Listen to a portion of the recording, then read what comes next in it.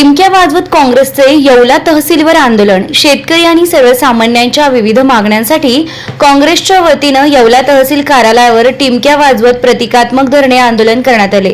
कांद्याला प्रति क्विंटल 3000 रुपये हमी भाव जाहीर करावा, आधीच विक्री झालेल्या कांद्यास प्रति क्विंटल 1500 रुपये अनुदान द्यावे, तसेच पेट्रोल डिझेलच्या दरवाढीत कपात करावी अशा विविध मागण्यांसाठी काँग्रेस पदाधिकारी आणि कार्यकर्त्यांनी तहसील कार्यालयाच्या आवारात टिमक्या वाजवत धरणे आंदोलन केले। यावेळी सरकार विरोधात घोषणाबाजी करण्यात आली असून शेतकरी आणि सर्वसामान्यांच्या प्रश्नाकडे सरकारने तातडीने लक्ष द्यावे अशी मागणी आंदोलकांनी केली आहे। टिमकी ही आम्ही शेतकऱ्यांसाठी वाजवत आहे। शेतकऱ्यांचं घामाचं दाम मिळण्यासाठी मागतोय। आम्ही सरकारकडे भीक नाही मागत आहे।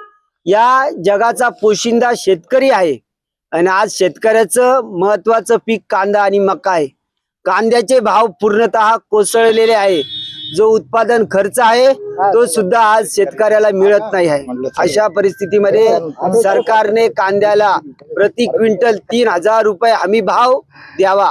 त्याचबरोबर आजपर्यंत जो कांदा शेतकऱ्याने मार्केट कमिटीमध्ये विक्री केलेला आहे त्याला 1500 रुपये अनुदान देण्यात यावं।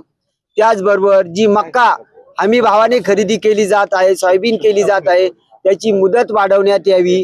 त्याचं पेमेंट त्वरित शेतकऱ्यांच्या खात्यांवर जमा करण्यात यावं।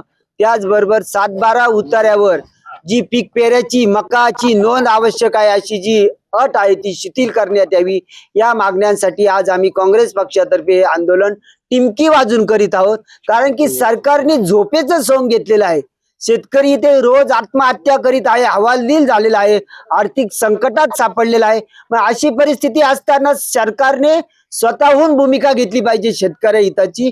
परंतु ह्या झोपलेल्या सरकारला जागा करण्यासाठी आम्ही हे टिमकी वाजवून हे आंदोलन करत